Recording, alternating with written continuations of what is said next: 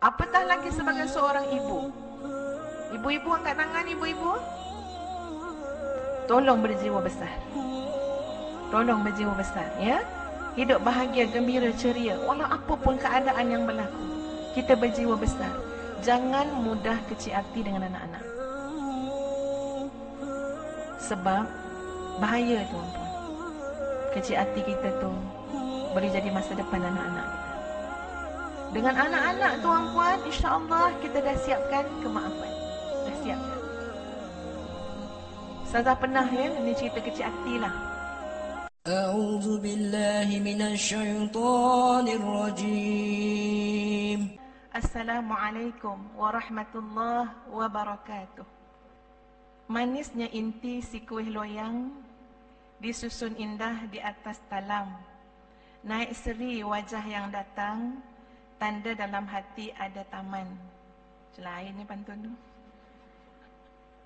Ya, sebab dengar pengurusi berpantun tadi, Ustazah kononnya nak try lah buat pantun, ya. Okey, pantun yang paling senang sekali Ustaz ingat ialah nasi dagang nasi kerabu. Puan-puan, I love you. Apa khabar semua para muslimah, tuan-puan sekalian? Alhamdulillah, Alhamdulillah. Allahumma lakal hamdu hatta tarda. Walakal hamdu idha radita. Walakal hamdu ba'da rida. Seluruh puji-pujian kita rafakkan ke hadrat Allah Azza wa Jalla yang mengizinkan pertemuan kita pada pagi ini. Ya, Ustazah rasa macam berceramah dekat majlis Ma'al Hijrah peringkat antarabangsa dah. Dia punya formal tu kan, ya. Sampai berdebar-debar jadi Ustazah. Padahal pada fikiran Ustazah tadi, Ustazah datang kuliah duha biasa-biasa je. Tapi tengok-tengok, dengan SOP yang macam ni, tuan-puan pandang Ustazah nampak mata je. Ya, semua pakai emas lain macam debaran dia, muslimin muslimat sekalian. Walaupun alhamdulillah, Allahul musta'an. Allah lah yang membantu segala-galanya. Allah Al-Hadi, Allah Ar-Rashid, Allah Al-Alim. Ya, segala-galanya adalah Allah yang maha bijaksana, ya lagi maha sempurna. Sahabat-sahabat semua, kita borak sikitlah, ya, sebelum kita masuk pada tajuk hati yang terluka. Nampak gaya banyak yang terluka ni.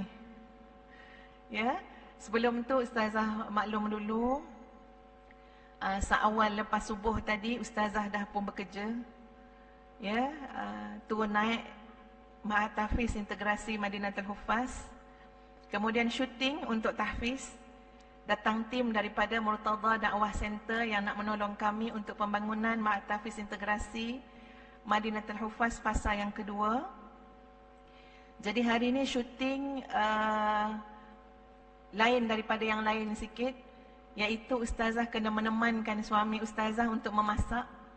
Ikut cakap pengarah je lah, ya, sebagai maknanya berkongsi resepi dengan semua yang membantu Ma'at Tahfiz Integrasi Madinatul Huffaz.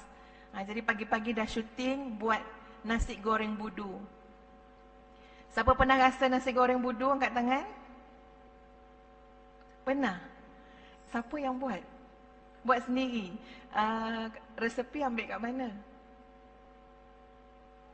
Suami orang Kelantan, ya. Ustazah nak sangat sebenarnya bagi, ya, para muslimat rasa nasi goreng budu tu. Sedap, insya-Allah lah. Ni masuk bakul angkat sendiri, ya. Buat nasi goreng budu, lepas tu tadi bekerja-kerja Ustazah nak datang ke sini dan Ustazah ada rasa terkilan sikit sebab tak sempat salam suami. Puan-puan, siapa sini tak salam suami nak datang tadi? Angkat tangan. Masak nasi goreng budu juga? Syuting juga? Siapa yang tak sempat salam? Angkat tangan. Meh, kita mengaku jujur-jujur. Angkat tangan tinggi-tinggi. Tuan-puan tak ada rasa terkilan? Allahu Akbar. Ustazah terkilan, tuan-puan. Ya, mesej dekat Ustaz, minta maaf, bukan niat nak keluar-keluar macam tu tak salam. Tapi Ustazah tadi terkejar-kejar. Dalam kereta rasa macam ada benda tak kena. Perjalanan ni macam ada benda tak kena. Rupa-rupanya, Masya Allah, tadi nak keluar rumah, tidak bersalam-salaman dulu dengan suami. Sebab tuan-puan sekalian, kok mana pun dalam hidup kita, kita diamanahkan oleh Allah, ya, untuk mentaati suami karenanya dan meletakkan suami kita itu pada tempat yang sewajarnya. Ya, termasuk sifat tawaduk kita dengan suami. Ini tuan-puan sekalian kena dilatih, ya, kena sentiasa dihidupkan hati. Kita latih dengan jalan, ya, salam sebelum keluar. Selalu bersimpuh dekat kaki suami tuan-puan untuk minta nasihat, walaupun hati kita mungkin terluka. Okey, memang suami dah cakap dah, tak payah salam lah, pergilah kalau pergi kuliah ustazah kan, bolehlah, ya. InsyaAllah kita sama-sama buat yang terbaik. Tak apa, itu cuma mukadimah ustazah. Kita akan masuk sahabat-sahabat kepada perbincangan kita pada pagi ini. Tajuk kita adalah hati yang terluka. Siapa yang tak pernah terluka, sila angkat tangan. Tak ada ya, belakang-belakang ada, belakang tiang yang angkat tangan. Siapa yang kerap kali terluka, angkat tangan. Angkat tangan tinggi-tinggi yang kerap kali terluka. Tak apa, muka tak nampak, pakai mask, angkat je lah tangan. Subhanallah tuan-puan sekalian, ustazah bukan saja je bawa tajuk ni nak bagi bombastik ke, nak apa ke, tidak. Tapi sebenarnya ada sebab. Ya. Satu malam ustazah mendengar ceramah ataupun syarahan daripada Syekh Said Al-Atiq. Masa tu ustazah buka YouTube Syekh Said Al-Atiq tu macam tak sengaja je, bukan plan-plan sangat pun. Sebab ustazah rasa macam payah pula mata ni nak tidur. Ya, waktu tu dah pukul 11 lebih, dekat nak pukul 12 malam dah. Buka YouTube Syekh Said Al-Atiq, orang Arab tuan-puan sekalian. Masya Allah, dia sedang menyebut, dia tentang berceramah, memberikan syarahan tentang keadaan hati manusia yang kadang-kadang terluka, yang kadang-kadang sedih, yang kadang-kadang risau, yang kadang-kadang takut, macam-macam keadaan penyakit hati manusia. Daripada ustazah dengar 11.30 ataupun 11.45 tuan-puan, Masya Allah, Masya Allah, indahnya mendengar tausiah daripada beliau sampai 1.30 pagi saya dengar. Ini bukan saya saja buat cerita, tapi memang betul, tengah-tengah dengar tu, dia bukan pakai dengan ustazah ya, tapi itulah keadaan yang berlaku, tengah-tengah dengar tu hujan turun. Ustazah bukan kait hujan tu sebab ustazah ya, tapi betul ketika itu hujan turun, sampai terdetiklah mati ustazah, cepat Nur Hafizah, mungkin ini waktu Allah nak ampunkan dosa kamu. Jangan fikir nak tidur sekarang. Ya? Dan waktu tu saya rasa, ya Allah, semua ini bukan kita rancang, tapi adalah takdir, ketentuan Allah. Mungkin itu waktu Allah nak bagi kita keampunan. Kita banyak dosa tuan-puan sekalian. Mungkin itu waktu Allah nak bagi kita taufik dan hidayah. Ustazah dengar apa yang Syekh Said Al-Atiq sebut. Bercakap tentang jiwa yang terluka, yang kadang-kadang sedih, menangis dan sebagainya. Dan subhanallah tuan-puan sekalian, bila Syekh tu mengatakan qala al-ulama man lam yahzan la yadkhulul jannah.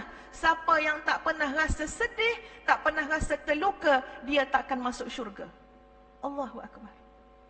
Tu sentak ustazah tengah malam tu tuan-puan. Qala al-ulama, kata Syekh, man lam yahzan la yadkhulul jannah. Siapa tak pernah sedih, tak pernah terluka dalam hidup dia akan hatinya itu, dia mungkin tak masuk syurga. Ada buktikah kata-kata ini?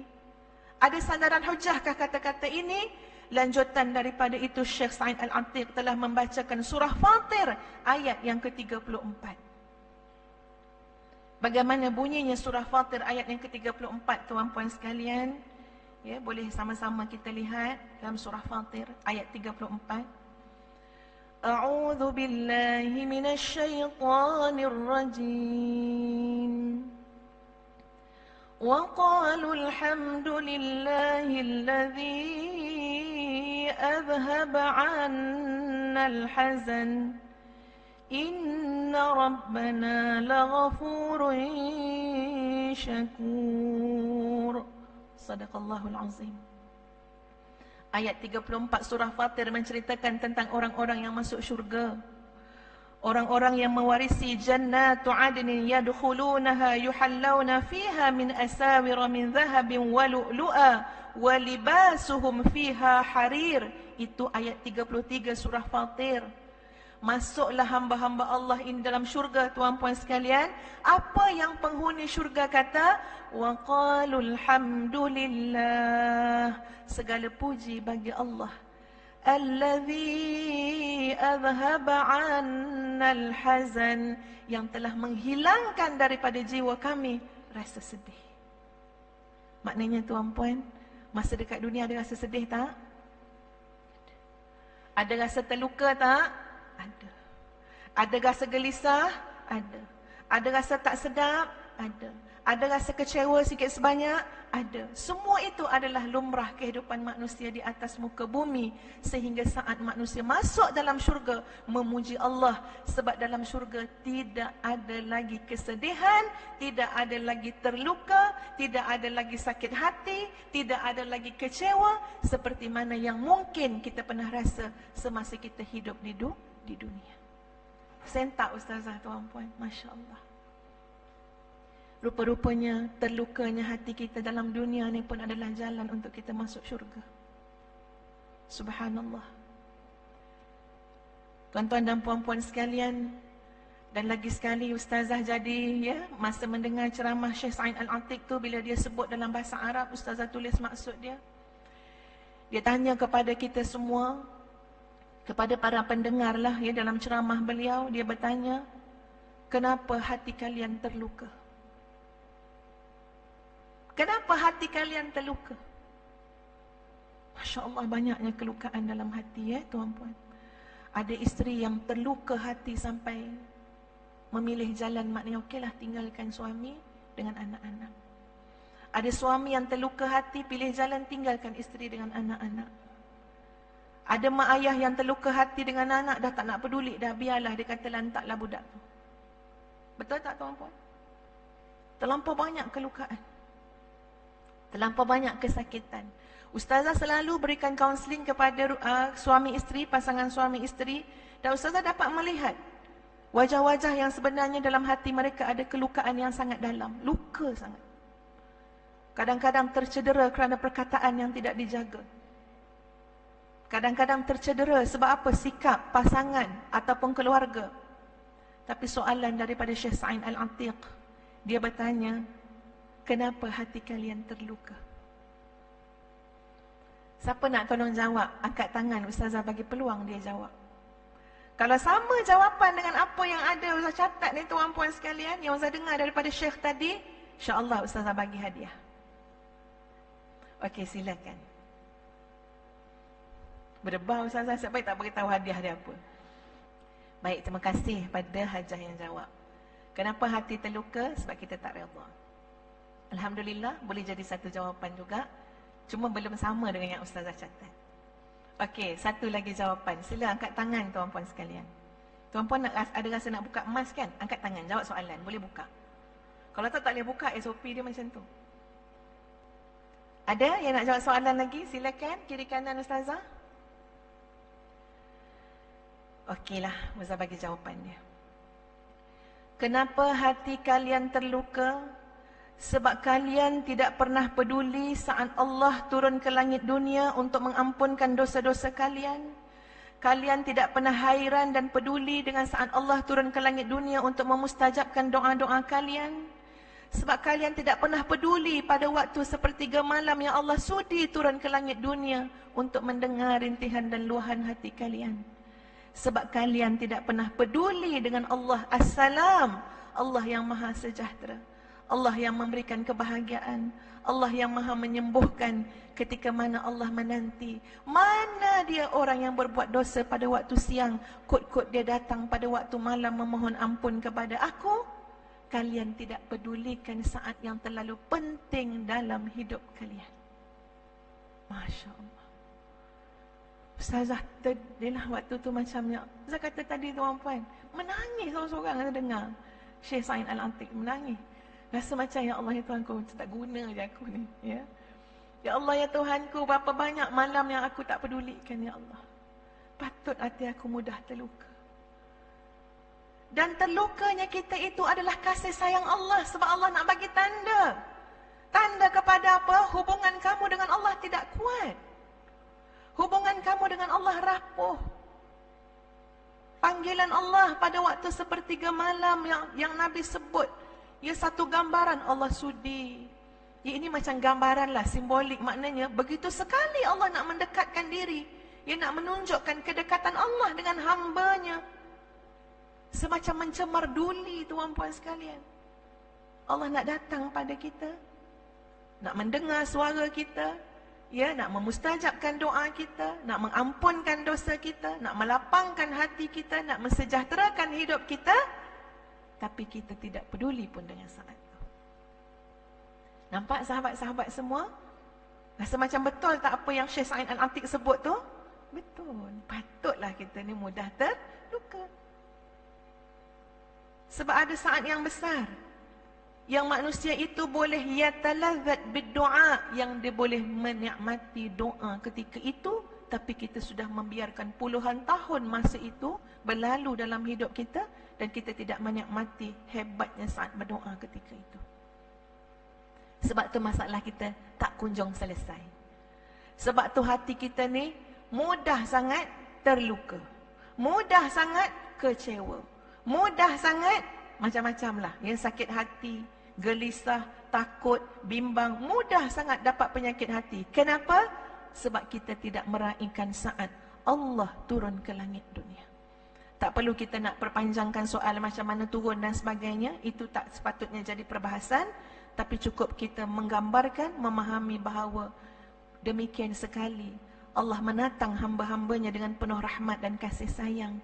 Ya, kau ada masalah, ngadulah pada Allah. Kau ada hajat, mintalah dengan Allah. Kau ada dosa, bertaubat dan mohon istighfarlah kepada Allah.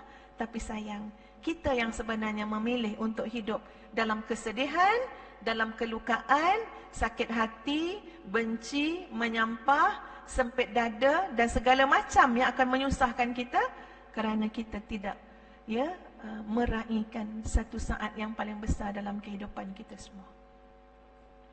Rasulullah sallallahu alaihi wasallam bersabda, Allahu yastahyi min 'abdihi idza rafa'a ilaihi yadayhi ay yaruddahuma lahu sifra. Kita patut rasa bahagia dengan hadis ni, ya. Sesungguhnya Allah rasa malu. Rasa malu dengan hambanya. Apabila seorang hamba itu mengangkat kedua tangannya, Allah malu untuk membiarkan tangan itu turun dalam keadaan sifra, dalam keadaan pulang dengan tangan kosong. Masya Allah. Ya, Masya Allah. Kita je malah berdoa. Betul tak, tuan-puan? Kita je malah berdoa. Kita lebih rela meluah perasaan dekat media sosial. Macam-macam teknik kita buat. Kita kata, ini teknik cara saya nak luah perasaan. Ya, silakan kalau itu salah satu daripada tekniknya. Tapi pendekatan yang paling utama, teknik yang paling asas, luahkan di hadapan Allah. Adukan di hadapan Allah. Bayangkan betapa hebatnya yang disebut ini, tuan-puan sekalian. Allah merasa malu dengan hambanya. Hamba tu angkat tangan, Allahumma, Allahumma, Rabbana, Rabbana, Rabbana, ayyaruddahuma lahu sifra. Kemudian hamba tu lepaskan tangan, dan lepas tangan tu pula, kalau tidak dimustajabkan, Allah rasa malu dengan hamba tersebut. Muslimin muslimat yang dikasihi sekalian, maknanya apa? Rawatan kepada hati yang terluka ialah raikan saat Allah turun ke langit dunia sepertiga malam. Tolong rebut waktu ni, tuan-puan sekalian. Ya, dan ustazah bercakap ni pun banyak fasa juga yang ustazah lalui dalam hidup. Sama macam tuan-puan juga, Allahu Akbar. Senjata kita adalah doa. Ustazah dah masuk fasa anak dewasa, tuan-puan. Dulu masa anak kecil-kecil remaja, kita boleh letihkan sesuka hati kita nak. Betul tak? Kalau anak kecil, cakap je bila kita nak cakap. Jangan macam tu, dek, kena begini, dek. Macam tu, macam cakap je lah. Anak tu kecil kan, ya. Beritahu je, bimbing je. Tapi bila masuk anak dewasa, tuan-puan sekalian, bukan semua yang kita nak cakap, kita cakap time-time tu. Ya. Dapat-dapat anak dah kahwin. Lupa pula, ustazah dah ada menantu dah. Alhamdulillah, ya. Dapat-dapat anak dah dewasa, tuan-puan sekalian, ya Allah, ya Tuhan. Allah yang maha mengetahui dalam hati ni betul. Ada kerisauan ya sebagai mak.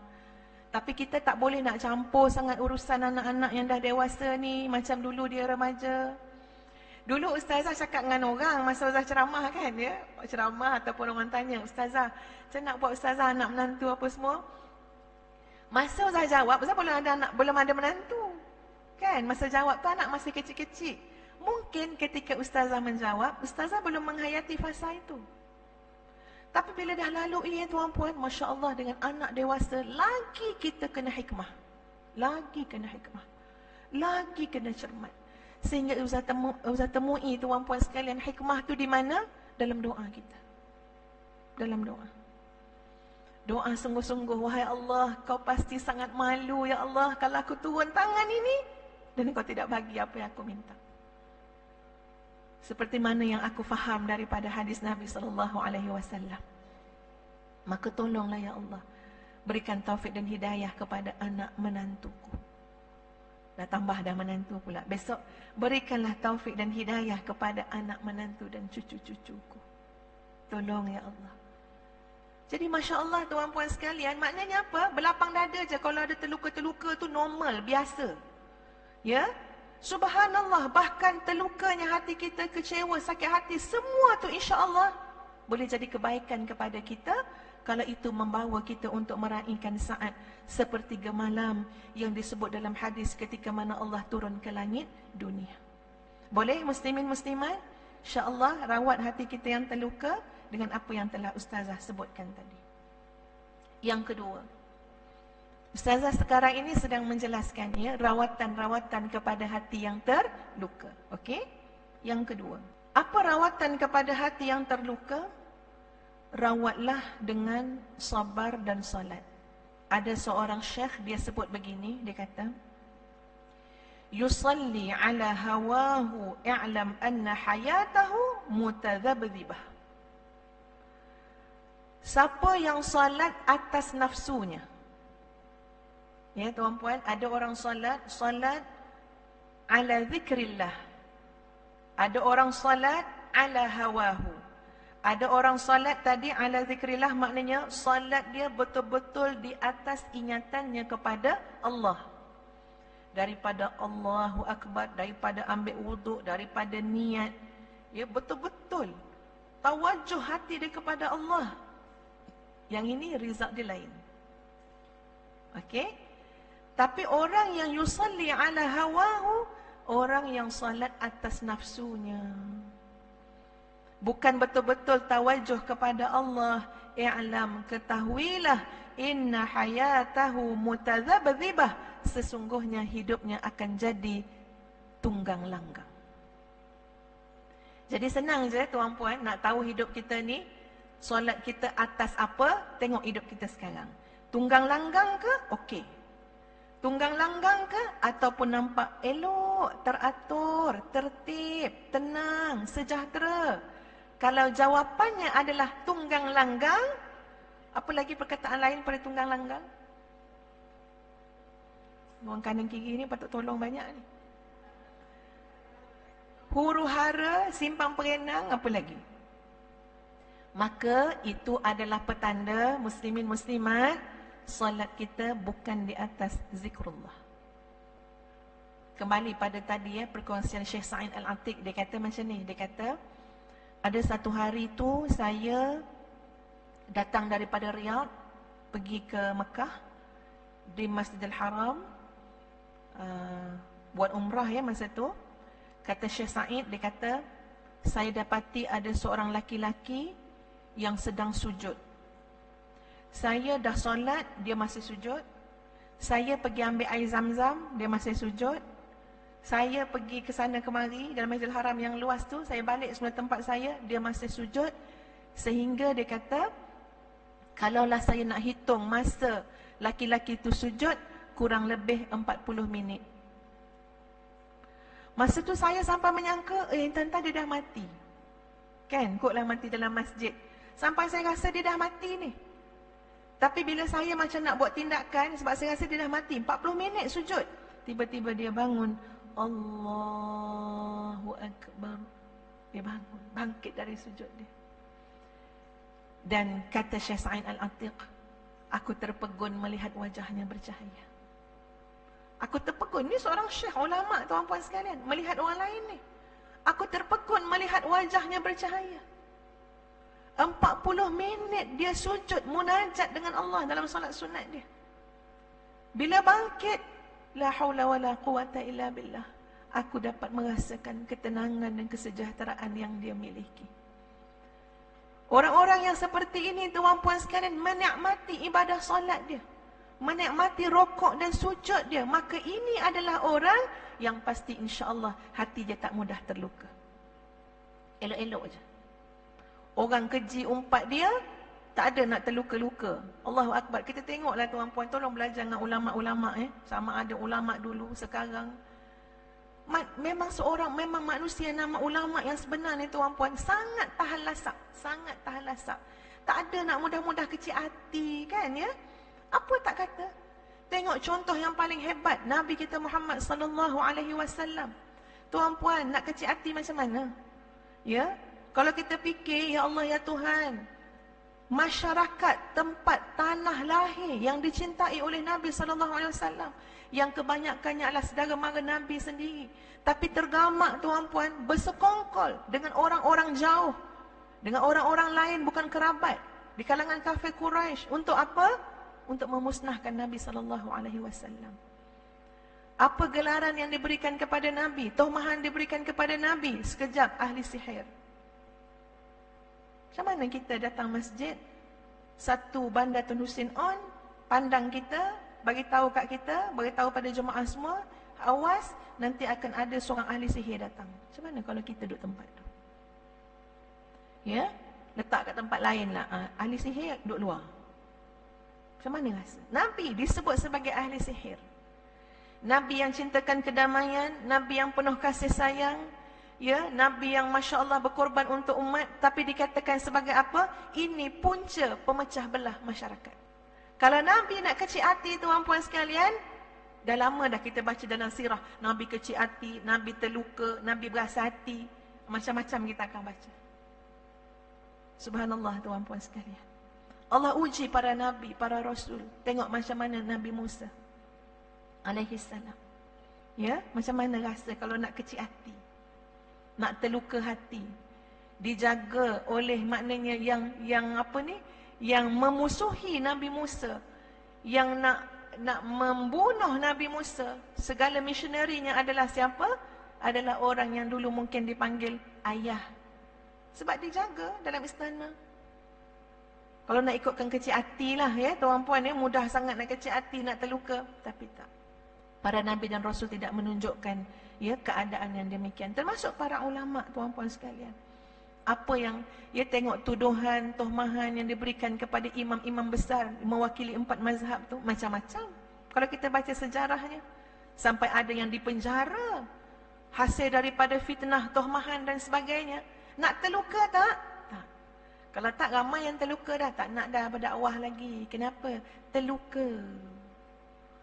Pergi ceramah 3 orang je datang, terluka. Kalau ikutkan terluka. Ya.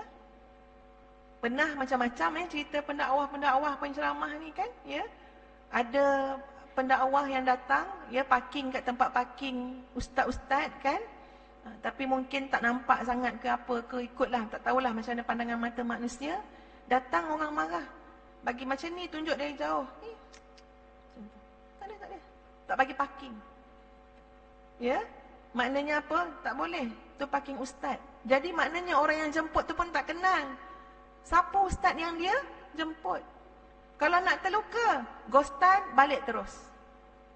Sebab apa? Kena halau daripada parking dekat tempat penceramah. Padahal itu penceramahnya. Ustazah pernah ada pengalaman tuan-puan, pergi satu tempat ceramah. Ni mungkin cerita berbelah-belah tahun dulu. Ustazah masih ingat nama masjid ni, tapi tak mungkin sebut. Kecuali dipaksa. Tak ada masalah pun dengan masjid tu, okey je. Ini satu pengalaman hidup. Ceramah start pukul 3 petang, tapi apakan daya ustazah dah sampai pukul 2.30. Jadi bila sampai pukul 2.30, ustazah maklum belum ada persediaan ya untuk untuk sambut ke penceramah ke, tak apa, tak ada masalah ya. Sebab ustazah datang masjid, ustazah nak tahiyatul masjid dulu. Ya, bukan cerita orang sambut-sambut. So ustazah tahiyatul masjid dulu. Lepas tu orang pun mula datang-datang kan. So ustazah tak tahu nak buat macam mana sebab tak tahu AJK apa semua mana. Ustazah pun duduk sama-sama macam orang lain duduk ni. Tengah-tengah duduk tu ustazah mesej tak berjawab ya pada penganjur. Makcik-makcik yang duduk tu bercakap-cakap. Ustazah ni selalu lambat ni.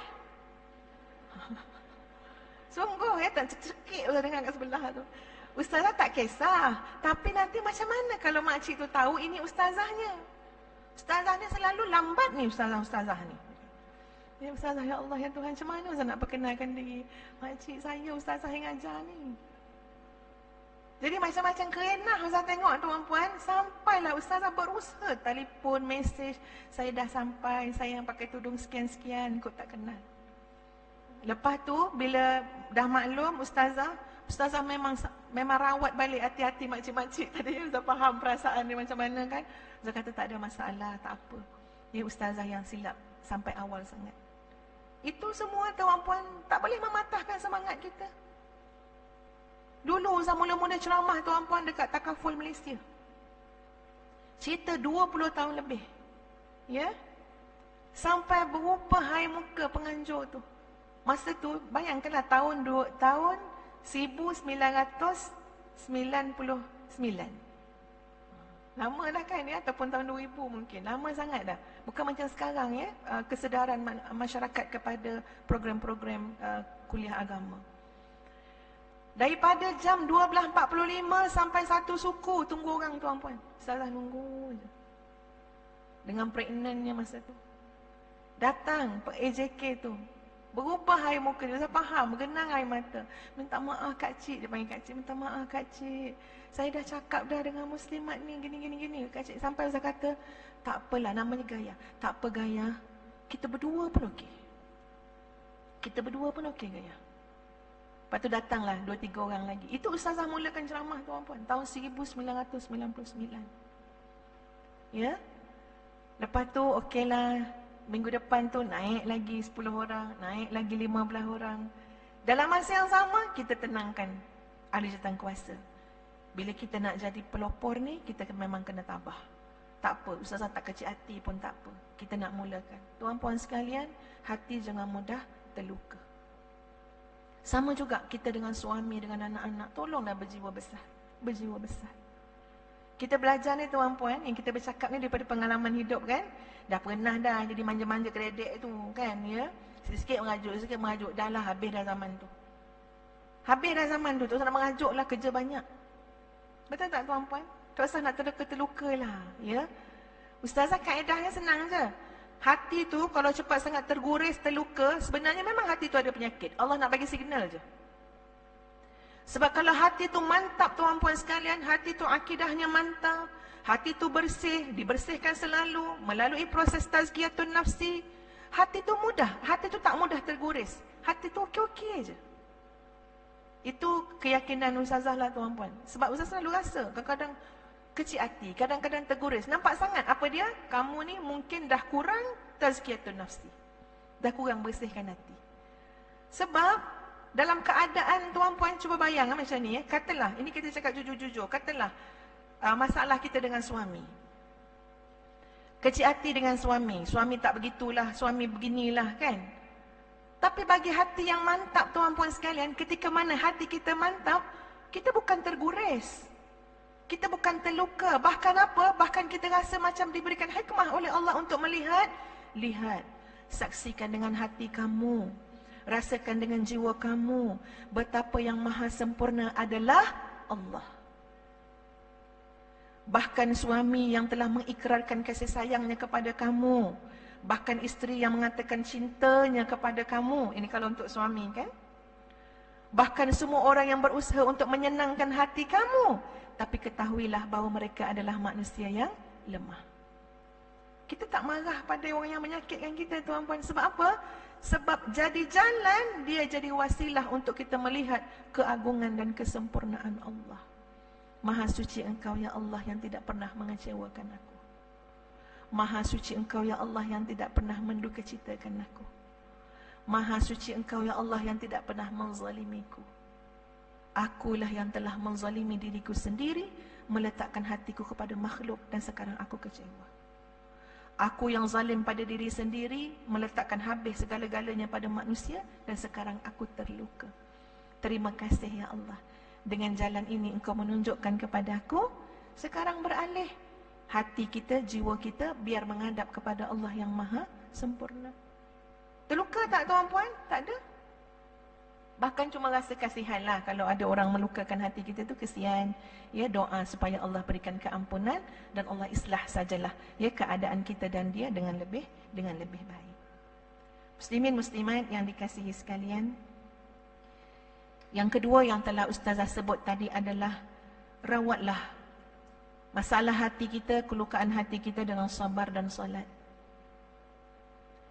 Alangkah indahnya masa kita baca Al-Fatihah, kita sebut Iyyaka na'budu wa iyyaka nasta'in.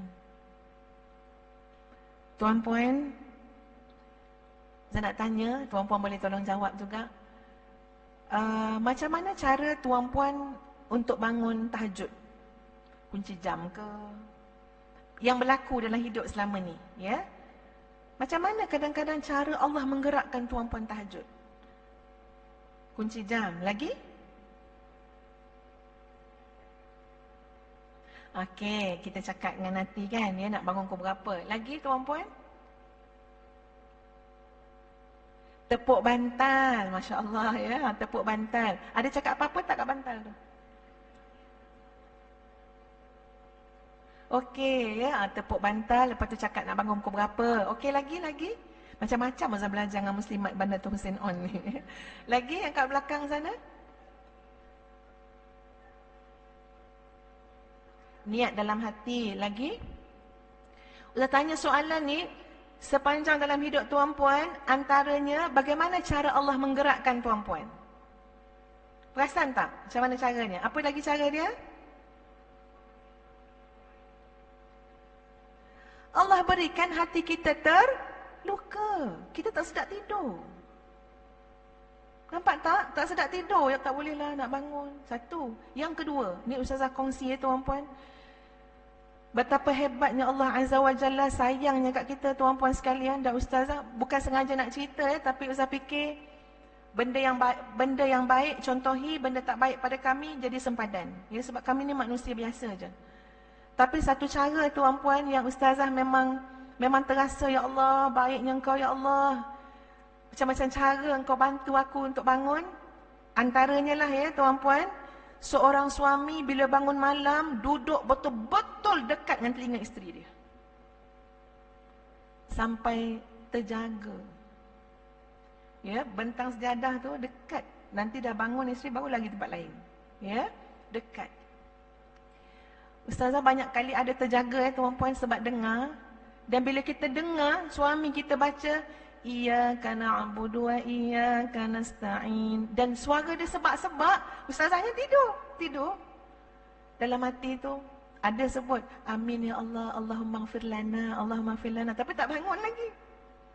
Ini cerita betul ya tuan-puan. Allahumma ighfir lana je ustaz terdaya nak baca, tapi tak bangun sebab terdengar. Allah gerakkan kita dengan wasilah itu. Suami kita baca Iyyaka na'budu wa iyyaka nasta'in, tak boleh bangun lagi. Tukar lagi. Ini kebiasaan yang berlaku ya tuan-puan. Tukar lagi. Apa dia? Baca surah Ar-Rahman pula. Fabi'ayyi ala'i rabbikuma tukazziban. Masuk kat telinga kita. Ya? Dalam hati ni tak terdaya nak bangun ni tuan-puan. Penat. Dalam hati, ya Allah ya Tuhan, banyaknya nikmat Allah bagi ke aku. Sampai akhirnya bertukar surah Qaf. Waja'at sakratul mauti bil haqq. Yang itu bangunlah. Cepat bangun ni, ambil wuduk Sungguh tuan-puan. Ustaz melihat tu adalah kasih sayang Allah. Macam-macam cara. Allah nak beri kita raih apa dia dengan jalan salat, dengan jalan sabar. Salat banyak-banyak. Solat sunat yang fardu lebih-lebih lagi lah tuan-puan, sempurnakan baik-baik, ya, sempurnakan dengan sebaik yang kita boleh buat. Solat sunat, jadi ahli ibadah. Cuba jadi ahli ibadah, Masya Allah. Saya cakap kat diri sendiri tuan-puan, apa yang kita nak dah kat dunia ni, apa yang kita nak? Subhanallah, Allah telah gambarkan, telah tunjukkan, ya tuan-puan sekalian. Apa dia? Cuba kita lihat sirah para Nabi dan Rasul. Lihat sirah para ulama'. Cuba kita tengok macam mana kebahagiaan yang mereka miliki. Ada di kalangan mereka tuan-puan yang ada hanya baju selai je. Perut sentiasa lapar. Rumah mereka, bumbung mereka daripada pelepah-pelepah tamar je. Dia punya simen tuan-puan hanyalah tanah-tanah saja. Tapi mereka dirakam dalam sejarah sebagai suada, orang yang berbahagia. Mereka bukan ada harta. Mereka bukan ada kemewahan. Tapi mereka ada kebahagiaan. Hati mereka tidak terluka pun. Hati mereka sejahtera. Maknanya apa? Bukan pada harta benda untuk menjadikan kita bahagia. Ya? Jadi maknanya sekarang ni apa dia? InsyaAllah. Potensi untuk kita semua menjadi manusia yang sejahtera, manusia yang berbahagia, qalbun salim, sangat tinggi potensi itu. Tapi jalannya bagaimana? Wasta'inu bis-sabri was-salah. Minta tolonglah dengan Allah dengan jalan sabar dan salat. Nak bangun malam kena sabar. Nak jadi ahli ibadah kena sabar. Ya, nak tahan nafsu kena sabar. Wasta'inu bis-sabri was-salah. Minta tolonglah kamu dengan Allah dengan kekuatan sabar dan juga salat. InsyaAllah tuan-puan sekalian, hati kita tidak mudah terluka. Apatah lagi sebagai seorang ibu. Ibu-ibu angkat tangan, ibu-ibu. Nenek-nenek. Okey. Tolong berjiwa besar. Tolong berjiwa besar, ya. Hidup bahagia, gembira, ceria, walau apapun keadaan yang berlaku. Kita berjiwa besar. Jangan mudah kecil hati dengan anak-anak. Sebab bahaya tuan-puan. Kecil hati kita tu boleh jadi masa depan anak-anak kita. Jangan mudah kecil hati. Dulu ustazah mudah kecil hati juga tuan-puan.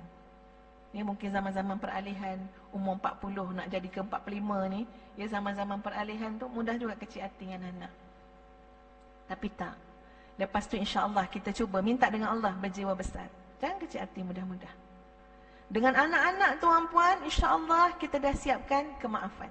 Dah siap dah. Ustazah pernah, ya, ni cerita kecil hati lah. Pernah tuan-puan terlampau rindu dengan anak yang duduk asrama tu, rindu sangat, sayang sangat kat anak ni, cinta sangat dengan anak ni, rindunya dia nak balik. Ustazah suka sangat, dia dah siapkan dah makanan untuk dia. Lepas tu satu rumah pun suka, ya tuan-puan, rindu dengan anak tu. Lepas tu ustazah pun masa tu duduk dekat tingkat 2 bilik ustazah, duduk kat situ. Tiba-tiba dengar bunyi kat bawah tu riuh rendah. Anak yang ustazah masukkan dah balik. Jadi adik-adik dia, pembantu rumah ustazah semua dah bunyi-bunyi dah, kesukaan, keseronokan. Ustazah terdengar kat tingkat atas. Dalam hati kata, Masya Allah anak aku dah balik, Alhamdulillah. Dah sampai dah. Ustazah tunggu dia balik tu, dapat tahu memang itu cuti kan. Maknanya terasa sangat, seminggu tu dah rasa dah bestnya nanti anak-anak nak balik berkumpul kat rumah. Dengar bunyi orang ketawa-ketawa kat bawah, tapi tak sampai-sampai anak tu ke atas. Ya, ni mak mudah kecil hati. Dengar bunyi, lama-lama makin sayup bunyi tu, dah tak dengar dah. Yang kita ni tunggu kat bilik kan, ya, tunggu aja. Tak datang. Lama tunggu. 10 minit, 15 minit, setengah jam, tak datang, dah senyap dah. Ketika tu ustazah terfikir benda lain. Dia terfikir macam mana ustazah dengan mak masa dulu-dulu. Ya? Bahkan ketika itu juga, masa sekarang pun, kita dengan mak macam mana. Daripada kecil tuan-puan sekalian. Bila kita balik rumah, daripada kecil, daripada sekolah tadika, sekolah rendah, sekolah menengah, masuk universiti, bahkan dah kahwin tuan-puan sekalian. Bila balik rumah kita cari siapa? Kita cari mak. Daripada kecil. Daripada sekolah tadika, sekolah rendah. Assalamualaikum mak. Mak kat mana? Cari mak. mak jawab. Mak lah balik air. Cari. Mak ada dah balik mak. Ya, mak dah sediakan makan dah, pergi makan dulu dek. Daripada kecil tuan-puan. Jadi saya terfikir, apakah aku tak tunjuk contoh tu pada anak-anak? Bahkan dah tua tuan-puan, balik rumah. Assalamualaikum, Assalamualaikum. Katalah dia jumpa abah dah, tapi belum salam dengan mak. Mak kat mana bah? Mak dalam bilik air. Pergi pintu bilik air. Mak, kata pintu. Buat ceria-ceria. Mak, buat semangat, seronok, excited nak jumpa mak. Mak jawab, ya, siapa tu? Mak kata, Kak Cik ni dah balik mak. Ya Allah, anak bertuah, kata mak. Sampai dah, ya. Mak dah siapkan semua tu Kak Cik, bawa Zahar dengan anak-anak makan. Dah mak dah siap semua dah. Tapi kita tahu kita diajar oleh ibu ayah kita. Yang paling mahal dalam rumah itu adalah ibu dan ayah kita. Duduk, simpuh kat tepi pintu tu. Duduk je. Kalau ada handphone, main handphone dulu. Ya? Jawab WhatsApp dulu. Sekarang mak keluar daripada tandas. Mak keluar daripada tandas, dia terkejut tengok kita kat depan pintu. Ya Allah, anak bertuah ni. Ditunggu kita. Ya, lepas tu kita pun salam. Mestilah mak, Kak Cik balik nak jumpa mak, salam. Masa salam tu tuan-puan, terenjut-renjut mak. Kenapa terenjut-renjut? Nangis dia. Bila ada anak dia yang balik rumah untuk jumpa dia. Tak ada selera makan selagi tak jumpa mak. Ustazah terfikir benda tu, Masya Allah. Aku tak tunjukkan dengan anak-anak selama ni. Jadi kecil hati. Ya, tunggu tak naik. Turun lah kita. Kita pun turun tengok anak tu tengah makan, sedap-sedap makan. Umi ada ke? Dia kata. Ya. Jadi kita tu hati tu dah macam, alah kan ni kenapa lah tak datang cari kita dulu kan. Ni saya cerita sungguh-sungguh ni, terang-terang ni tuan-puan sekalian. Lepas tu duduk, ya, nak cakap terus, nak tegur, takut nanti anak kita sampai-sampai pun dah jadi tak ngam pula dengan kita. Tapi kita ni ada rasa kecil hati tuan-puan sekalian. Apa nak buat? Ini cerita ustazah yang benar ketika itu ya. Ustazah tulis surat. Tulis surat. Kepada anak yang sangat ustazah cintai. Yang ustazah harap ia jadi lebih baik daripada ibu dan ayahnya. Seorang hafizah Quran anak tu tuan-puan. Tapi saya kena bimbing dia untuk apa? Untuk berbakti pada kedua ibu bapanya. Untuk jaga dan tatang hati kedua ibu bapa ni. Tulis surat. Maafkan Umi. Ya, Umi hanya bercakap sebab apa? Sebab ini perintah Allah. Memang susah nak jaga hati mak ni. Betul tak tuan-puan? Susah nak jaga hati mak. Tapi itu perintah Allah. Tulis. Yang anak baca, anak tu nangis, anak tu datang minta maaf. Itu pengalaman saya dalam hidup. Tapi akhirnya Ustazah fikir, Masya Allah aku kena berubah. Boleh nak nasihat anak, nak tegur anak apa semua, tapi hati kita kena hati yang besar. Jiwa kita kena jiwa besar. Jangan mudah-mudah kecil-kecil hati. Ya, kena jiwa besar sebab kita adalah murabbiyah, pendidik kepada anak kita. Kalau kita kecil hati, nanti perkataan yang keluar daripada hati yang kecil tu lain. Lain kan perkataan yang keluar kan? Yelah, siapalah mak ni? Kan dah lain bunyi tu, kan ya? Tapi bila hati kita besar, jiwa kita besar, Masya Allah kita mendidik. Kita mendidik dengan penuh kasih sayang. Kita berikan kemaafan kepada anak-anak. Ada masa tuan-puan dengan anak-anak, ada masa geram. Geram yang macam hold dululah, malah nak cakap maafkan. Hold dulu. Boleh pula main hold. Tapi bila kita berjiwa besar tuan-puan, kita dah siapkan kemaafan untuk anak-anak kita. Umi bukan nak menghukum anak-anak dalam hidup, tak.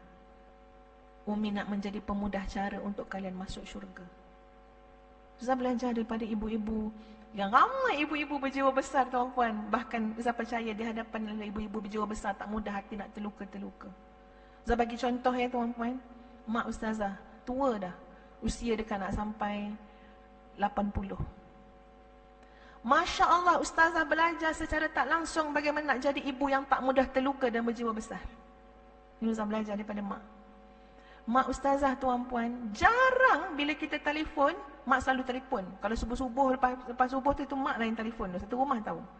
Tapi jarang kalau telefon mak tanya, bila nak balik ni Kak Cik? Jarang tanya soalan yang Zah rasa boleh melukakan hati sendiri. Ya, kalau Zah jawab, minggu ni tak boleh balik mak, nak pergi Bandar Tun Hussein On. Ya, minggu depan pun tak boleh juga, nak pergi Ceras pula. Contohnya lah, mak tak pernah tanya, bila nak balik ni Kak Cik? Tak pernah. Mak telefon dengan gembira tanya, apa khabar nak mak? Cucu mak apa khabar? Enjoy je, happy je. Tak pernah tanya bila nak balik. Tapi bila ustazah balik, anak-anak balik, Masya Allah, tidak terperi keriangannya. Tak terperi. Riang yang amat-amat nampak. Sampai je ke halaman rumah, tak boleh masuk dulu. Kena round, tengok bunga-bunga mak kat taman-taman mak tu, kat halaman tu. Tengok bunga ni Kak Cik, ni pagi dia kombang karang ni bau wangi, tengok. Dia tahan dah lama tu, nak bagi anak tengok bunga tu. Ya? Dan bila kita dah balik rumah, tak pernah tanya, berapa hari kat rumah? Boleh jadi soalan tu jawapan dia boleh melukakan. Kalau seorang mak mengharapkan seminggu, tiba-tiba kita jawab, mak pagi esok dah nak balik KL dah. Mak tak tanya pun, berapa hari nak duduk rumah. Bahkan pernah kadang-kadang mak sekap jarang, mak kata macam ni, esok nak balik pagi ke petang Kak Cik? Dia dah bagi jawapan, esok. Itu macam menghiburkan diri sendiri, tuan-puan. Nak jaga hati dengan anak. Sebab kalau terkucil hati mak dengan anak, tersakit hati mak dengan anak, tersedih hati mak dengan anak, kecewa hati mak dengan anak, anak tu kesian. Kesian untuk ustazah juga, ya. Yang sangat lemah untuk jadi anak yang berbakti pada mak ayah. Sangat lemah. Kecuali Ustazah mohon mak ayah ustazah, ampunkanlah ustazah, sediakan kemaafan. Tak tanya. Tapi kalau Ustazah kata, mak, lama tau mak Kak Cik balik kali ni, 4 hari contohnya dah. Ya Allah, riangnya. Rupanya dah bersusun dah agenda mak. Hari ni kau hantar mak sini, esok sini, ni. 4 hari punya agenda dah siap. Tapi tak pernah cakap dengan anak. Tuan-puan. Bukan Ustazah seorang je perasan, anak-anak Ustazah pun perasan. Ha'alah Umi, Wan tu kan, ya Allah, independen sangat. Ustazah letakkan minyak kan, dia kata dia selalu mak selalu siram bunga tu kan, angkat air kan. Jadi belikat tu sakit. Bila Ustazah balik kampung tu, mak kata tolonglah Kak Cik sapukan minyak kat belakang mak. Nanti tak apalah mak, Kak Cik urut sekali Ustazah nak urut tak payah, dia cakap. Ustazah urut juga, dia pegang tangan, tak payah urut Kak Cik, tak payah urut, letak minyak je. Tak apalah mak, Kak Cik urut. Tak payah Kak Cik, mak tak nak menyusahkan anak. Kalau badan mak ni dibiasakan urut, nanti dia nak diurut sentiasa. Anak-anak mak berkojol. Ustazah dengar, Ustazah peluk mak Ustazah. Ya Allah, itu teruknya aku ni kan ya. Mak tu jaga sampai tahap tu tuan-puan. Tak nak biasakan badan diurut, cukup letak minyak je. Sebab apa? Nanti badan tu nak macam tu, anak-anak tak ada. Ya, mak saya duduk kat Jempol, saya duduk kat Kuala Lumpur. Sampai tahap tu tak nak bagi rasa apa, jangan sampaikan beras hati dengan anak. Ya, tak ada anak balik ngurut kaki, ngurut badan. Sampai tahap tu, Masya Allah. Saya sedang belajar jadi ibu yang lebih baik tuan-puan. Berjiwa besar. Dalam berjiwa besar, pendidikan yang kita bagi tu akan lebih menyentuh, akan lebih berkesan. Kalau kita mudah terluka, mudah kecil hati, nanti kita akan banyak dipengaruhi dengan perkataan-perkataan yang lebih menjurus kepada perbalahan dan perpecahan daripada penyatuan. Tengok macam mana kalau suami kecil hati dengan isteri, isteri kecil hati dengan suami. Ayatnya nak bersatu kan nak berpecah? Selalunya berpecah. Ya, selalunya jadi lebih berbeza. Tapi bila seorang suami dengan tawaduknya, ya, dengan kasih sayangnya, tidaklah mudah berkecil hati dengan isterinya, bahkan menyediakan kemaafan, bahkan tahu bahawa isterinya perlu dididik, ya, perlu disantuni. Masya Allah, Ustazah fikir itu jauh lebih baik kesannya daripada merajuk kecil hati. Ya, lepas tu mulalah keluar perkataan-perkataan yang menyebut kadang-kadang ialah, ingat senang ke nak masuk syurga, ya, ciri-ciri ahli neraka. Boleh nak sebut itu, dalam kaedah disebut at-targhib wat-tarhib, ya. At-targhib ni maknanya kita berikan galakan-galakan berupa syurga semualah, yang sedap didengar lah, ya, nikmat-nikmat. Kalau at-tarhib tu yang menakutkan, yang menggerunkan. Tapi wallahu a'lam, bagi ustazah dalam mendidik anak, dalam mendidik isteri, dalam mendidik kekeluargaan, boleh sekali-sekala at-tarhib tu, tapi jangan jadi sentiasa di bibir. Ya, kalau seorang suami selalu cakap, ingat ya, itu apa ni, ingat orang perempuan ramai dalam neraka ya. Perempuan boleh lalui tak proses pendidikan yang sentiasa sebut neraka. Sesekali memang perlu, tapi selalu saya rasa si isteri boleh memberontak dari segi psikologi dia. Sesekali boleh, kena, mesti, tapi bukan itu jadi satu-satunya jalan kita. Dengan anak-anak sama juga. Baru anak kita buat salah, kita dah sebut. Dia anak derhaka ke? Tolong ya tuan-puan, jangan sebut dulu yang itu Itu ustazah rasa yang itu boleh jadi peringatan pada waktu yang semuanya tenteram. Contoh bagi usrah, lepas solat maghrib.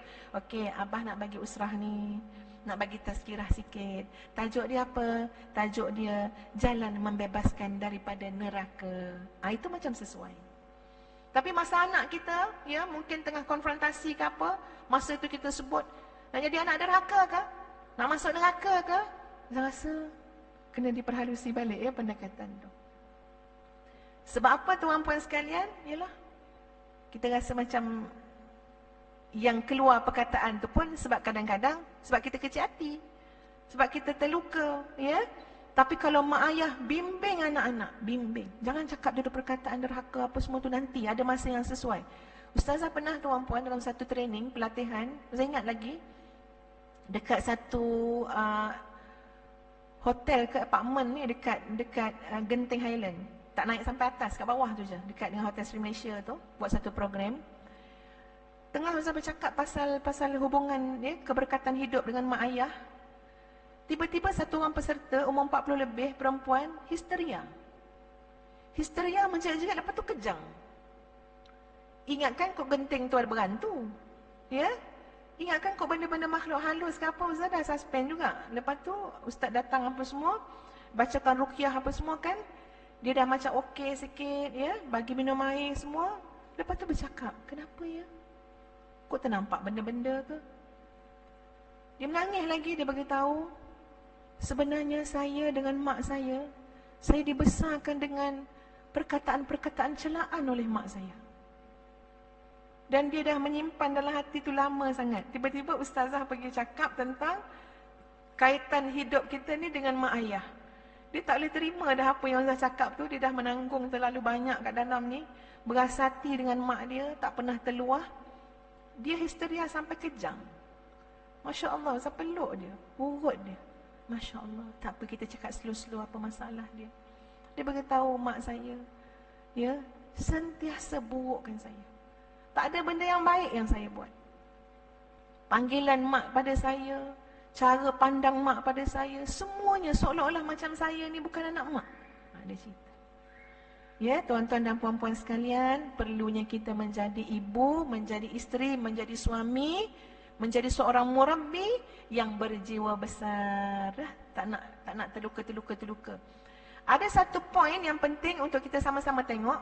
Nabi SAW pernah dalam Al-Quran disebut dalam kalamullah, Nabi berasa hati, Nabi sedih. Kalau nak kata terluka pun bolehlah agaknya, ya. Nabi pernah berasa hati sangat, sedih sangat, pedih sangat, disebut dalam Quran, ya. Contoh dalam surah Asy-Syu'ara ada sekali disebut, dalam satu lagi dalam surah Al-Kahfi. Ustazah cuba ambil dalam surah Al-Kahfi dulu, ya tuan-puan sekalian. Dalam surah Al-Kahfi, a'udzubillahi minasyaitonirrajim.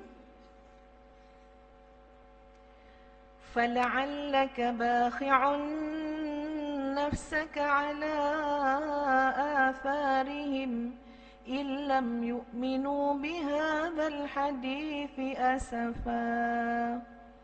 Itu dalam surah Al-Kahfi. Perkataan bakhi'un, فَلَعَلَّكَ بَاخِعٌ نَفْسَكَ. Dalam surah Asy-Syu'ara pun ada juga bakhi'un ala nafsik. Maksud dia apa? Boleh jadi kamu wahai Muhammad sallallahu alaihi wasallam sampai membinasakan diri kamu kerana terluka. sampai membinasakan diri kamu kerana sedih yang amat-amat pedih yang ditanggung oleh nafsak, jiwa kamu. Ada Al-Quran sebut, fala'allaka bakhi'un nafsak, boleh jadi kamu mencederakan diri, memudaratkan diri, membinasakan diri. Bahkan kita boleh tengok dalam tafsir menyebut boleh jadi kamu bunuh diri. Bayangkan tahap tu tuan-tuan. Kenapa Nabi pedih sangat? Kenapa Nabi sedih sangat? Kerana manusia yang mengatakan kepada Allah apa yang dusta dan palsu. Itu memang sangat menyedihkan jiwa Nabi SAW. Apabila ada manusia yang mengatakan perkara yang dusta tentang Allah. Apa dia perkara dusta dan batil tu? Mengatakan Allah itu ada anak dan diperanakkan. Ya?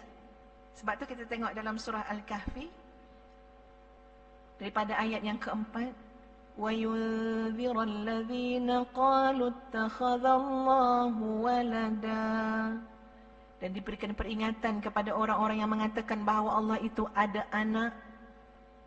Ya, jadi tohmahan-tohmahan kepada Allah, kebatilan yang disebutkan kepada Allah itu ditanggung oleh Nabi.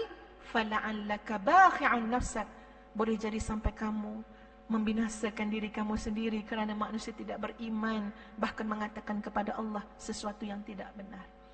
Kalau kita tengok surah Al-Kahfi tuan-puan, ada kesinambungan dengan surah Al-Isra' sebelum tu. Makna kata, Allah paling tak redha, sangat tak suka orang yang mengatakan pada Allah yang tidak benar, yang batil, kata Allah ada anak. Dalam maksud yang sama, di sebalik itu apa dia?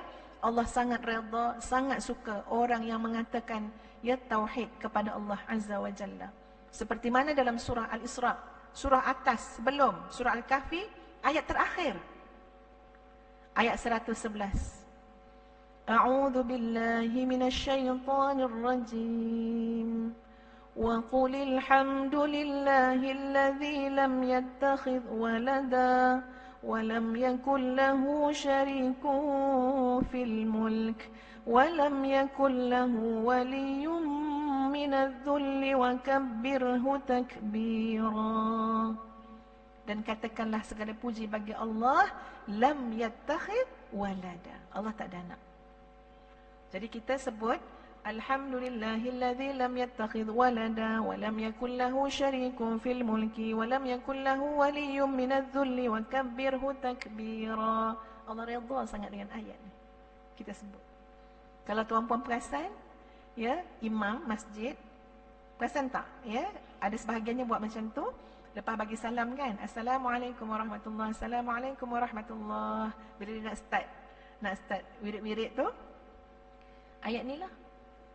Wa qulil hamdulillahilladzi lam yattakhidh walada wa lam yakul lahu syarikun fil mulk wa lam yakul lahu waliyyun minadh-dhul. Lepas tu baru start astaghfirullahal azim. Perasan tak tuan-puan sekalian? Ya. Termasuk juga kalau kita tengok Nabi pun ada sebut ya, dalam hadis Nabi, status dia dhaif ya. Hadis di mana Nabi sebut kalimah-kalimah yang boleh menghilangkan penyakit-penyakit kat dalam, termasuk yang terluka tadilah, insya-Allah sembuh. Macam mana Nabi ajarkan, tawakkaltu 'alal hayyil ladzi la yamut walhamdulillahilladzi lam yattakhidh walada wa lam yakul lahu syarikun fil mulk wa lam yakul lahu waliyyun minadh-dhul. Jadi kembali balik kepada apa? Kepada ayat tadi juga. Nabi SAW sangat duka cita, betul sesuatu yang boleh ya mendatangkan rasa sedih pada Nabi berkait dengan hak Allah. Bukan peribadi sendiri ya. Bukan semata-mata kerana orang tuduh Nabi begitu begini, orang nak bunuh Nabi, tak. Tapi bila manusia sebut kepada Allah sesuatu yang tidak benar, yang batil, Allah lukanya hati, kecewanya hati, pedihnya hati. Sebab apa? Sebab ya, subhanallah, Allah itu tidak boleh diletakkan apapun sebarang bentuk sifat-sifat kelemahan, suci daripada segala kekurangan dan kelemahan. Tak boleh disamakan. Beranaklah, diperanakkanlah, sama sekali tak boleh. Jadi kembali kepada apa? Kembali kepada ayat-ayat tauhid, keimanan, keyakinan tauhid, ya, untuk merawat hati kita. Dan dalam masa yang sama tadi Ustaz beritahu Nabi SAW ada, ya, perasaan, ada rasa di hati Nabi, tapi itu yang melibatkan manusia yang bercakap kepada Allah yang tidak benar, manusia yang tidak menyahut, ya, seruan keimanan, manusia yang syirik kepada Allah. Itu jadi maknanya sesuatu dalam jiwa Nabi SAW. Sebab itu banyak bezalah kita dengan orang-orang soleh, ya tuan-puan. Orang soleh ni bangun malam, menangis, mikirkan ummah. Nangis, mikir ummah. Ya Allah, ya Tuhan, sahabat-sahabatku, saudara-saudaraku di Palestin, ya Allah.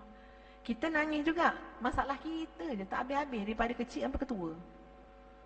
Itu je lah, kitaran hidup kita. Jadi beza. Sebab apa jadi beza? Sebab besar kecil jiwa tu pun beza, ya. Sudut pemikiran pun berbeza-beza. Jadi Ustazah harap dan Ustazah mohon kepada Allah, kita semua jadi manusia yang berjiwa besar. Dan insya-Allah boleh jadi berjiwa besar bila pandangan kita luas, ya.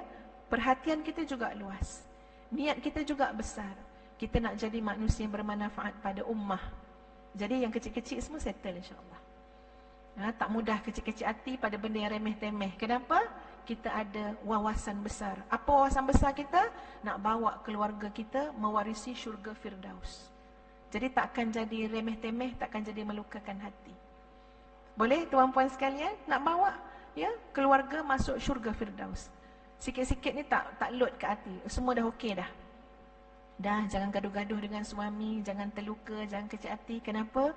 Sebab kita banyak nak bincang pasal masa depan anak-anak. Ya, tak payah nak gaduh-gaduh sebab kita nak rebut waktu malam, bangun suami isteri jadi az-zakirinallaha katsiran waz-zakirat. Laki-laki yang banyak ingat Allah dan wanita yang banyak ingat Allah. Anak-anak kita perlu kepada doa-doa kita. Tak payah nak gaduh-gaduh, harmonikan saja hidup. Berjiwa besar tuan-puan. Kalau nak ikutkan kecil hati, banyak tak isu dia? Lambat-lambat. Dia terlampau banyak. Tapi tak, berjiwa besar, ya. Kena berjiwa besar. Baik, muslimin muslimat yang dikasihi sekalian. Yang ketiga, rawatlah hati yang terluka dengan mengambil hikmah. Dan Ustazah nak membawa kepada surah Al-Anbiya ayat 87. Ada satu kisah tentang seseorang yang merajuk. Dalam surah Al-Anbiya ayat 87. Masya Allah. Ya, kalau boleh kita guna istilah merajuk itulah. Kisah itu berlaku kepada seorang hamba Allah, ya, yang saleh, iaitu seorang nabi. Dalam ayat yang ke-87 surah Al-Anbiya. A'udzu billahi minasy syaithanir rajim. Wa dhannuni idh dhahaba mughadiban fa dhanna an lan naqdira alayhi. Siapa hamba Allah tu? Nabi Yunus. Okey, dalam sejarah sirah-sirah para nabi dan rasul ni ada seorang nabi yang dah berdakwah bertahun-tahun, dah lama dah berdakwah, tapi sampai kecil hati jugalah, ya, sampai geram jugalah. Sebab apa? Sebab masyarakat tidak menerima dakwah yang dibawa oleh Nabi Yunus ketika itu.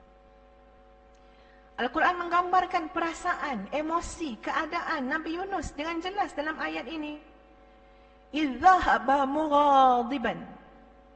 Nabi Yunus berlalu pergi meninggalkan ummah tadi dalam keadaan mughadiban, rasa geram, nak marah.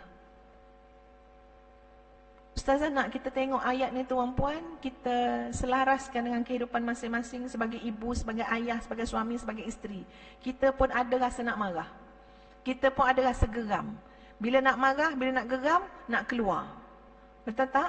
Ya, nak menyendiri, nak tinggalkan kalau boleh, macam-macam. Nabi Yunus dah rasa marah, dah rasa geram. Zahaba mughadiban, pergi, berlalu, meninggalkan umat itu dalam keadaan rasa geram.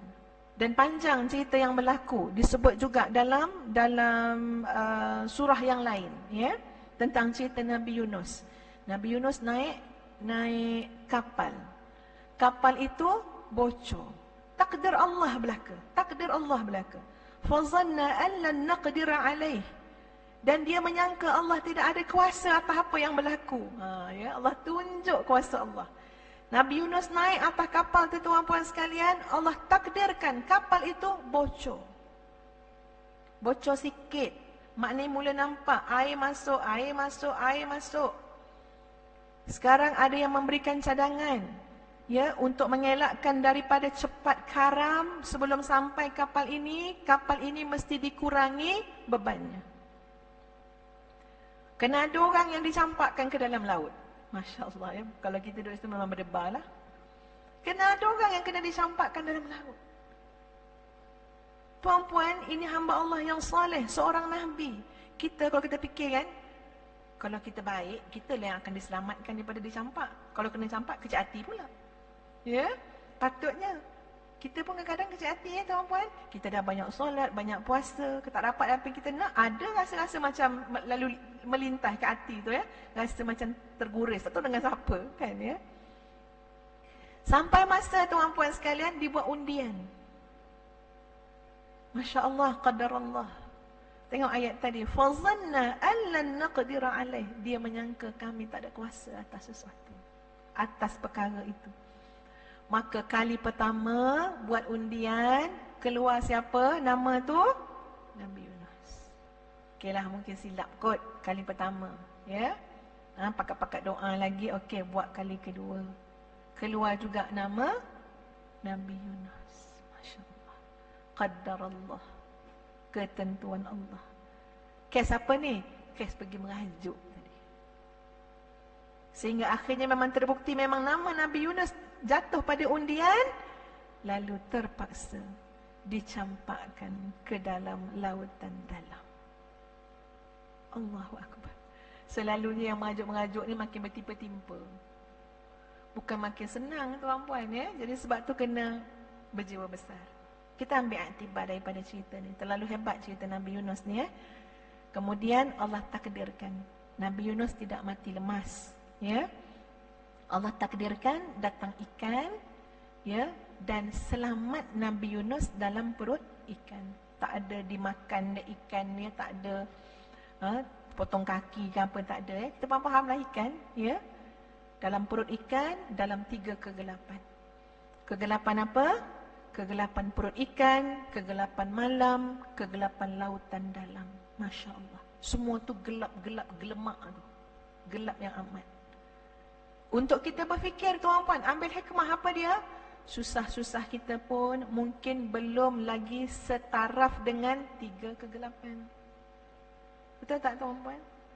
Ya, apa masalah kita pun mungkin belum setaraf dengan 3 kegelapan.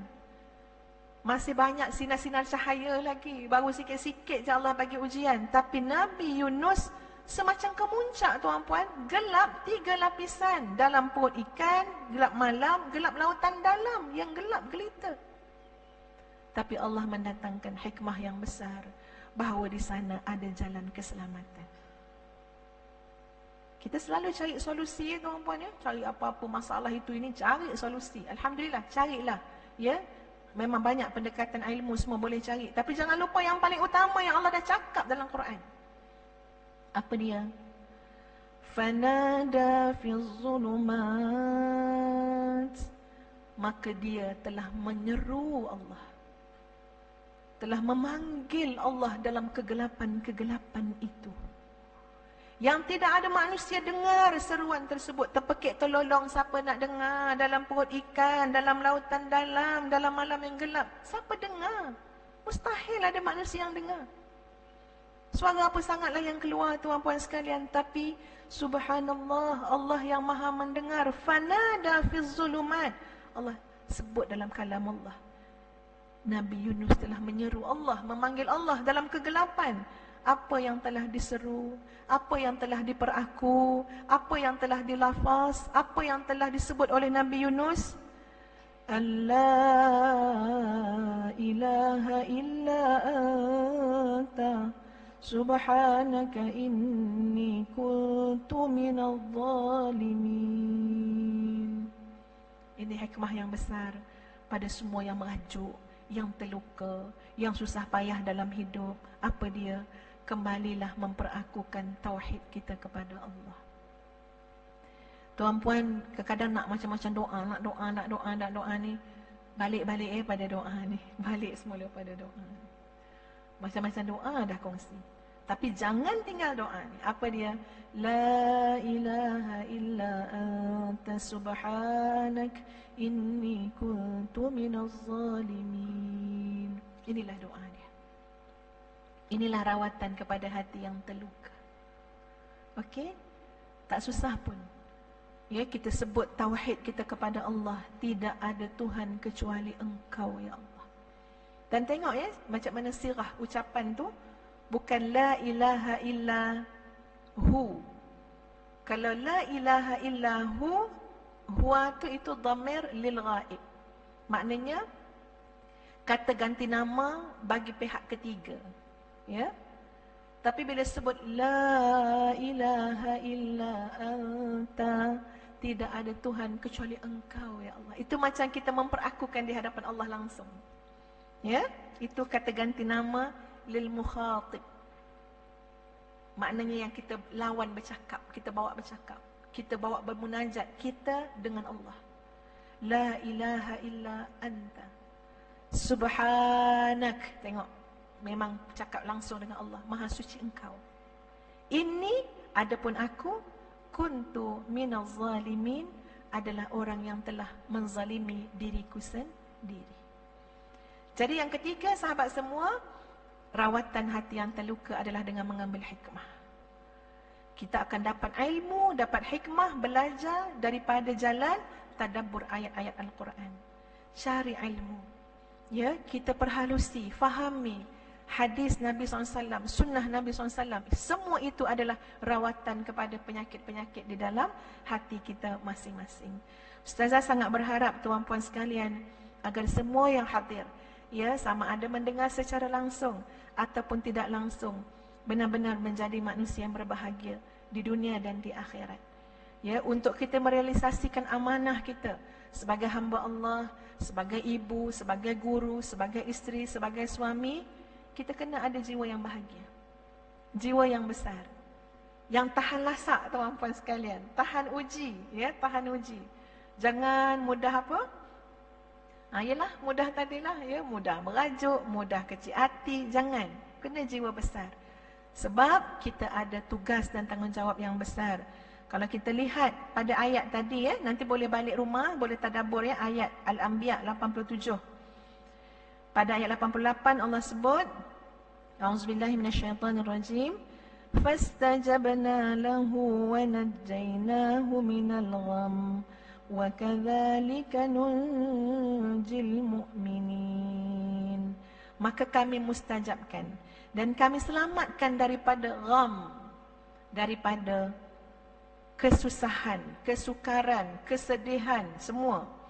Dan demikianlah kami menyelamatkan orang-orang yang beriman. Jadi sahabat-sahabat, muslimin, muslimat yang dikasihi sekalian, ya, mudah-mudahan semua ini kita ambil perhatian, menjadi rawatan untuk hati-hati yang sedang terluka. Baliklah ke rumah kita semua dalam keadaan berbahagia, dalam keadaan berjiwa besar, beriman dengan Allah, yakin dengan Allah. Ingat selalu, jangan mengajuk-ajuk. Ya, mengajuk ni sekarang ibarat masuk dalam zulumat, ya. Jadi pandai-pandai mengimbangi sikap kita dalam hidup, ya, kematangan kita dalam hidup, insya-Allah. Muslimin muslimat, ustazah beri kesempatan kalau ada 2 soalan, silakan, ya, sebelum kita akhiri. Ada soalan boleh angkat tangan?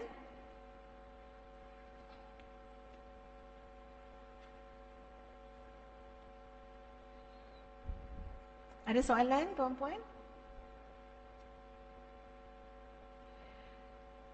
Okey, ustazah mencelah sekejap. Dalam ceramah Syekh Said Al-Atiq, dia sebut macam ni. Kenapa kamu tidak dapat kebahagiaan? Ya, kenapa yang ada dalam hati kamu adalah kekecewaan? Sebab ketika kamu solat, hati kamu tidak menuju Allah. Lalu beliau buat satu perumpamaan, ya. Bagus perumpamaan dia. Ibarat seorang yang memakai kain ihram. pakai kain ihram dan dia talbiyah. Labbaik Allahumma labbaik, labbaik la syarika laka labbaik. Tapi beli tiket kapal terbang pergi New Zealand. Okey? Turun dekat airport New Zealand, pakai ihram. Labbaik Allahumma labbaik, labbaik Allahumma labbaik. Agak-agak kita kata apa orang tu? Salah arah ni. Dia salah beli tiket ni. Salah tuju ni. Orang tengok pakai ihram pun orang tahu. Kamu ni nak menuju Allah kan? Kamu ni patut pergi Baitullahil Haram. Kamu ni patut buat umrah. Kamu ni patut pergi haji. Orang kata apa? Mungkin tak makan ubat. Mungkin sakit ni. Demikian kita bertelekong tuan-puan. Kita bentang sejadah. Kita macam dah ngadap kiblat. Semua orang kata kita nak solat. Betul? Tapi tidak, tujuan hati kita bukan kepada Allah. Jauh melencong. Sebab itu tidak bahagia. Sebab itu benda kecil-kecil pun melukakan, mengecewakan. Padahal itu semua adalah ujian untuk ketahanan je. Ketahanan, biar matap, biar matang. Sebab apa? Sebab semua orang menyangka kita salat. Kalau tengok cara tu, macam orang pakai ihram tadi. Kalau tengok cara pakai ihram, ada tak kata di tempat lain? Tak ada di Mekah ni, mana pula? Baca pula, labbaik Allahumma labbaik. Orang kata apa kat dia? Takbir raya ke? Tak. Nak pergi Mekah lah tu. Tu talbiyah. Tapi Allah Maha mengetahui hati yang jauh terpesong. Dia tidak menuju Allah. Masya Allah. Ustazah cuba menghayati ya, analogi yang dibawa oleh Syekh Sa'id Al-Atiq tu baik-baik. Dan rasa malu pula. Agaknya selama ni macam tu lah. Kita ni macam orang tak siuman pun. Macam orang tak siuman. Gaya kita tu macam gaya orang soleh. Macam gaya ahli ibadah. Tengok ke gaya lah. Ya, tasbih kat tangan, sejadah semua. Ini bawa sentiasa SOP ni sejadah ni. Kan? Gaya tu macam gaya ahli ibadah dah. Tapi Allah Maha mengetahui tiket kita ke lain. Niat kita ke lain. Jadi mudah-mudahan tuan-tuan dan puan-puan sekalian, ya sama-sama kita koreksi diri, perbaiki diri insya-Allah dan kembali kepada kita nilai kebahagiaan as-sa'adah fid darain, kebahagiaan di dunia dan akhirat itu. Ya, jadi ustazah kira tak ada soalan ya tuan-puan semua. Kita dah lapar ni. Ya, dah tak ada soalan. Ya, jadi itulah sekadar yang boleh ustazah sampaikan. Sekali lagi tuan-puan sekalian, terima kasih kepada pihak Masjid Bandar Tun Hussein On. Terima kasih kepada muslimin muslimat sekalian. Ya, sama-sama kita berdoa seperti mana doa dalam surah Al-Isra ayat yang ke-80. Macam mana doa dia? Wa qur rabbi adkhilni mudkhala sidqin wa akhrijni mukhraja sidqin waj'alni min ladunka sultanan nasira. Perbanyakkan doa ni. Jadi insya-Allah keluar masuk kita dalam segala urusan hidup tu elok-elok saja. Tepat je. Masa bila nak marah, masa bila nak elok, masa bila nak, semuanya tepat je. Kenapa? Allah keluar masukkan urusan hidup kita semuanya sedekin dalam keadaan yang benar, yang bertepatan, ya. Walaupun ayat ini secara lebih khusus tentang ya Fathu Makkah, Nabi keluar daripada Makkah pergi Madinah, lepas tu Nabi dapat masuk balik Fathu Makkah, ya, tapi dalam masa yang sama ini memberikan gambaran kehidupan kita, keluar masuk masalah, keluar lagi, masuk masalah lain lagi, semuanya dalam keadaan sedekin, dalam keadaan benar, dibantu dan ditolong oleh Allah. Hafazkan surah Al-Isra ayat yang ke-80. Wallahu a'lam. Sama-sama kita istighfar tuan-puan. Astaghfirullahalazim, astaghfirullahalazim, astaghfirullahalazim, astaghfirullahalazim li wa lakum. Assalamualaikum warahmatullahi wabarakatuh.